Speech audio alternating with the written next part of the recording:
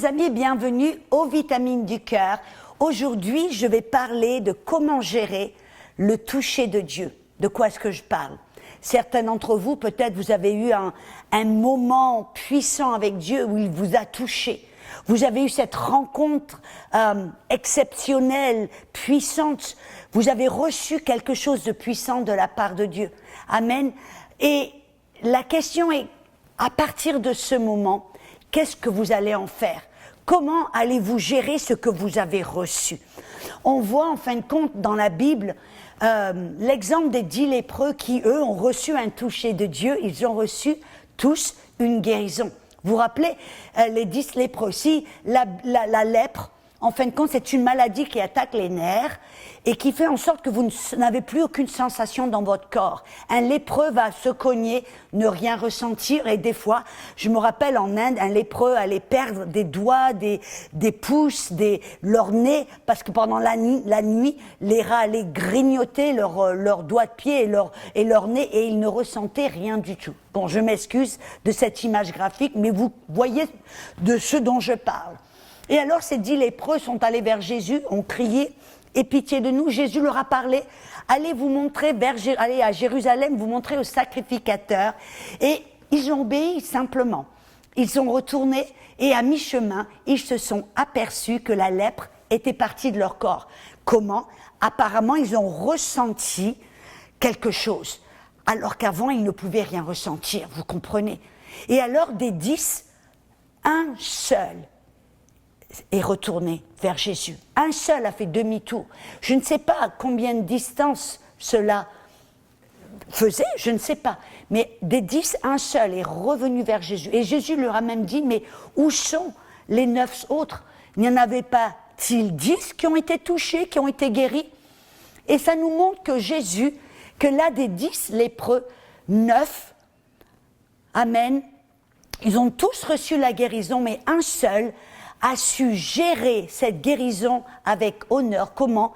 En retournant vers Dieu pour le remercier, pour l'honorer. Et vous savez qu'est-ce qui s'est passé? Parce que ce lépreux a bien géré, ce toucher, cette guérison. Jésus lui a dit, ta foi t'a rendu sozo. Et sozo, c'est la parole qui veut dire entier, complet, il ne te manque rien. Et pour lui, qu'est-ce que ça voulait dire? Qu'il n'était pas simplement guéri, mais tout d'un coup, les membres de son corps ont repoussé. Ses doigts ont repoussé, son nez ont repoussé. Bref, les autres étaient guéris, lui a reçu un miracle. Pourquoi? Sa guérison a multiplié, si vous me permettez de le dire ainsi, parce qu'il a su gérer cette onction, cette guérison, ce toucher d'une bonne manière. Et on voit ce principe quand Jésus nous parle de la parabole des talents. Il a donné 5 talents à l'un, 3 à l'autre et 1 au dernier. Et on voit que le premier a multiplié ses 5 talents. Ça veut dire qu'il a bien géré ce qu'il avait reçu de Dieu. De la même manière, celui qui avait reçu 3 talents a bien géré ce qu'il avait reçu de la part de Dieu. Lui-même a été multiplié. 3 de plus. Mais le dernier, il n'a pas géré ce qu'il avait reçu. Il n'a pas multiplié ce qui lui avait été donné. Et ce qu'il avait reçu, il l'a perdu. Et très souvent, on voit cela quand on entend certains réveils, certains mouvements de Dieu dans différents endroits dans le monde. Par exemple, je vis pas très loin de la cité de Brownsville ou de Lakeland, où il y a eu des réveils majeurs, où les gens sont venus des 4 coins du monde parce que Dieu touchait les gens. Les gens avaient des rencontres puissantes avec Dieu. Ils étaient guéris, remplis du Saint-Esprit. Ils se repentaient de leurs péchés. Leur vie était changée. Dieu les touchait d'une manière puissante. Mais il s'est passé certaines choses. Certains sont repartis de ces réveils et ils ont multiplié ce qu'ils avaient reçu. Ils sont allés de l'avant avec Dieu. Ils ont commencé à avoir un impact puissant eux-mêmes dans le monde, alors que d'autres ont plus ou moins stagné, ou ils ont même perdu ce qu'ils avaient reçu. Comment cela est-il possible? Et même, je me rappelle, j'avais une jeune femme que j'avais rencontrée, qui était allée à un de ces réveils et qui avait eu un impact. Elle avait rencontré Dieu, Dieu l'avait touchée, Dieu l'avait guérie, Dieu avait changé sa vie. Et vous savez ce qu'elle a fait? Après, elle est repartie pendant un petit bout de temps, ça a été bien. Mais tout d'un coup, petit à petit, elle n'a pas poursuivi Dieu. Elle n'a pas honoré Dieu et sa parole. Et elle a commencé à perdre un peu ce qu'elle avait reçu, et jusqu'au point où elle a complètement rétrogradé. Et elle est retournée dans le monde. Mais vous dites, mais comment cela est-il possible? Et souvent les gens, ils en viennent à la conclusion de dire, ben oui, c'était pas vraiment Dieu qui les a touchés, ce réveil c'était du bidon, il n'y a rien vraiment... Vous voyez? Et très souvent, on fait l'erreur de juger Dieu parce que certains n'ont pas bien géré l'onction, les guérisons ou le toucher de Dieu pendant ces moments puissants. Et alors, on voit dans la Bible l'exemple de deux rois qui, tous les deux, ont reçu une onction puissante. Tous deux ont reçu un appel comme roi d'Israël. Mais l'un a bien géré cet appel alors que l'autre ne l'a pas bien géré. Et on voit la fin de l'autre est complètement différente. Par exemple, Saoul, lui a été touché de Dieu. Il a eu une rencontre puissante avec le prophète Samuel. Il a reçu une onction, il a commencé à prophétiser. La Bible dit qu'il a même été changé en un autre homme. Quelque chose de puissant s'est passé dans sa vie. Mais qu'est-ce qui s'est passé tout d'un coup? Il n'a pas bien géré cette onction et cet appel. Il a commencé à faire du n'importe quoi et n'importe où. Il n'a pas poursuivi Dieu et sa volonté et sa parole. Il n'est pas allé avec près Dieu d'une manière puissante. Alors que par contre, on voit David, lui aussi, a reçu une onction. Lui aussi a été touché et oint par le prophète Samuel. Il a été appelé à être roi d'Israël. Mais on voit par contre que la vie de David s'est terminée d'une manière complètement différente. Il est devenu le roi dans la lignée du Messie. Amen. Et on voit que sa vie et son ministère étaient puissants. Jusqu'à ce jour, on parle du roi David avec puissance et honneur. Quelle est la différence entre les deux? L'un a su gérer les issues du cœur, alors que l'autre ne l'a pas fait. On voit, Saoul a eu tout d'un coup de la jalousie, de la peur de l'homme, de la comparaison, où il a vu David, il a commencé à avoir peur, il a commencé à compromettre, à désobéir, même à se rebeller.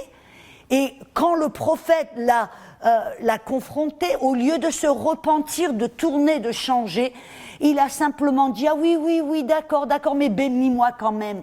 Il n'y a pas eu vraiment un changement de cœur. Voyez, il n'a pas changé les issues de son cœur. Il n'a pas permis à Dieu de changer les choses du cœur. Par contre, David, on voit David, ce qui pour moi, je trouvais puissant, a été testé à différentes reprises. Vous vous rappelez quand tout d'un coup, Saoul, qui voulait le détruire, est allé dans la cave d'Adullam pour pouvoir aller au WC. Amen. David était là, qu'il se cachait. Qu'est-ce qu'il a fait? Il est venu tout petit, sans bruit, et il a coupé le bord du manteau de Saoul, c'était un acte symbolique qui voulait dire la prochaine fois tu es un homme mort. Mais qu'est-ce qui s'est passé? Son cœur, tout d'un coup, l'a contrit. Il a eu un tel mal au cœur, tout d'un coup, qu'est-ce qu'il a fait? Il s'est repenti, il a dit, Dieu, je suis désolé, je ne ferai plus cela. Et on voit que c'était sincère, que c'était pas simplement une prétention pour obtenir une bénédiction. Son cœur a été touché et il a l'opportunité ou le test prochain qui s'est présenté quand il est allé au milieu du camp de Saoul où ils étaient tous endormis à point fermé. Et c'est intéressant, il était entouré avec des généraux qui dormaient un œil fermé et un œil ouvert, si je peux le dire de cette manière, à la guet pour quelconque bruit. Amen. Et ils n'ont rien entendu car Dieu les a endormis. C'était un test pour voir le cœur de David. Si David était vraiment sérieux, si vraiment il avait changé son cœur.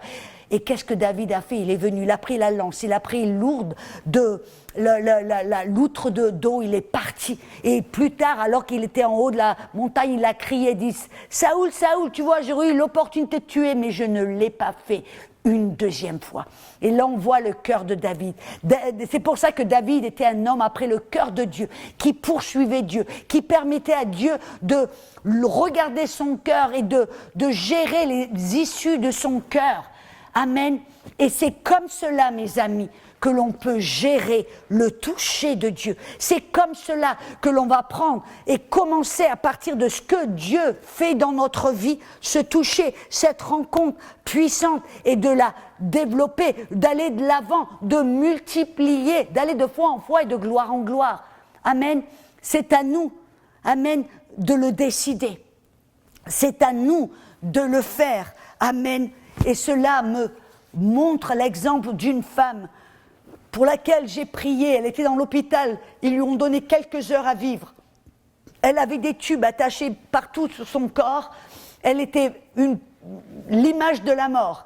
Je suis allée vraiment pour être sûre qu'elle connaissait Jésus. Bref, j'ai prié pour elle, mais tout d'un coup, une audace, une hardiesse est venue sur moi. J'ai commencé à commander à son corps d'être guéri, parler à tous les membres et les organes de son corps. Mais vous savez, en l'espace de 2 jours, elle était complètement guérie, assise dans son lit à manger le petit déjeuner. Les docteurs ont fait des examens, ils ne trouvaient rien, ils l'ont renvoyée à la maison. Quelle puissance! Elle a eu une rencontre avec Dieu, êtes-vous d'accord? Dieu l'a touchée d'une manière puissante. Mais vous savez que quelques semaines plus tard, elle est morte. Pourquoi? Parce qu'elle n'a pas géré ce que Dieu lui avait donné, l'avait guéri. Au lieu d'apprendre à connaître ce Dieu qui l'avait guéri, d'aller de l'avant, à aller dans la parole, à aimer Dieu, à le poursuivre, à poursuivre, elle a simplement allé retourner dans son petit train-train charnel. Et c'est elle, en fin de compte. Ce n'est pas Dieu qui a repris la guérison. Ne faisons pas cette erreur. Mais c'est elle, au travers de... Elle n'a pas regardé dans son cœur et géré les issues de son cœur pour poursuivre Dieu. Elle a perdu ce qu'elle avait obtenu. Amen. J'espère que cela vous aide vraiment à vous inspirer, si Dieu vous a touché, à aller de l'avant, à multiplier, à aimer Dieu, à lui permettre de vraiment exposer les choses de votre cœur qui ont besoin d'être changées, qui ont besoin d'être exposées. Amen. Je vous bénis et à la prochaine.